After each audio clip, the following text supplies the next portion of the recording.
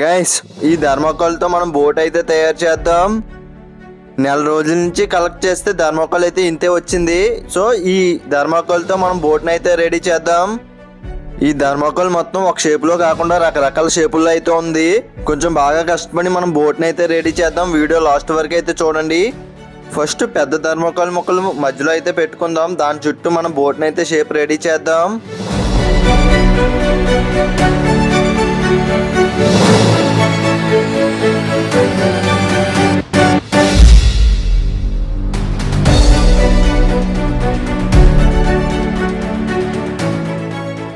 నాకైతే బోట్ని రెడీ చేయడం కంటే ఈ థర్మాకోల్ని కలెక్ట్ చేయడమే ఎక్కువ కష్టంగా అనిపించింది. ఎంతైనా సరే దొరకలేదు ఎక్కడ కూడా. దీనికోసమైనా సరే ఈ వీడియోకి అయితే లైక్ చేయండి.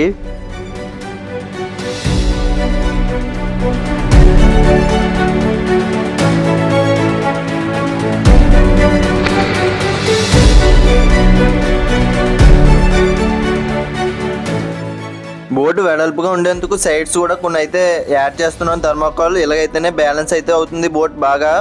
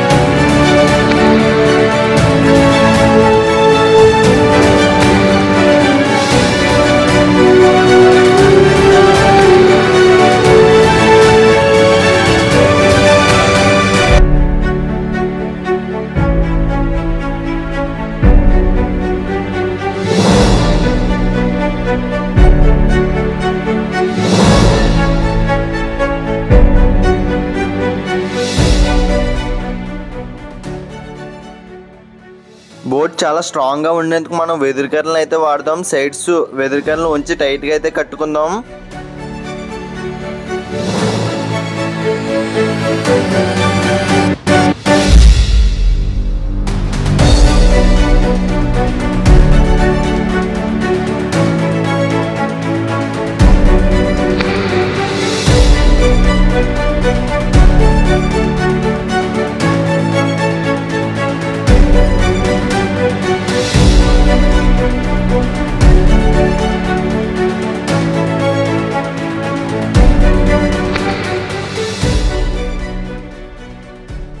వెదురు కర్రలు కట్టడం వల్ల బోట్ అయితే చాలా స్ట్రాంగ్ గా ఉంటుంది. ఇప్పుడు మనం చిన్న చిన్న బోల్డ్ అన్ని థర్మాకోల్స్ అయితే యాడ్ చేసాం కదా, అవన్నీ షేప్ అవుట్ అయిపోకుండా ఫుల్ గా తాడుతో అయితే చుట్టేద్దాం.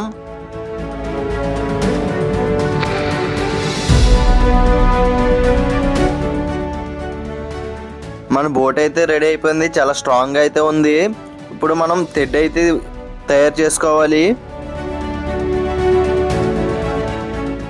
మనం బోట్ నుంచి ముందుకు కదలాలంటే తెడ్డు ఉండాలి కాబట్టి ఈ వెదురు కర్రతో మనం తెడ్డు అయితే తయారు చేద్దాం.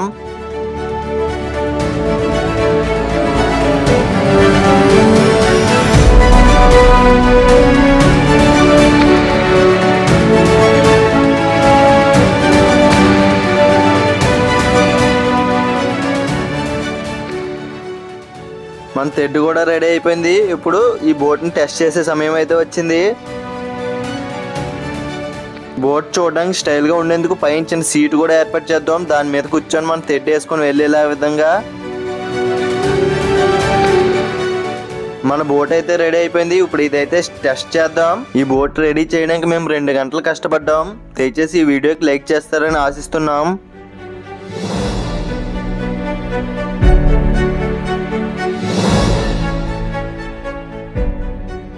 ఈ చెరువులోనే మన బోట్ని అయితే టెస్ట్ చేయబోతున్నాం.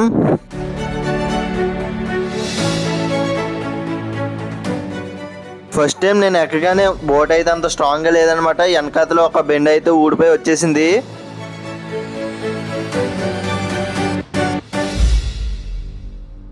నెక్స్ట్ మళ్ళీ బాగా రిపేర్ చేసుకుని వచ్చాను. మళ్ళీ ఈసారి అయితే చాలా స్ట్రాంగ్ అయితే ఉంది, పర్ఫెక్ట్గా వర్క్ అవుతుంది.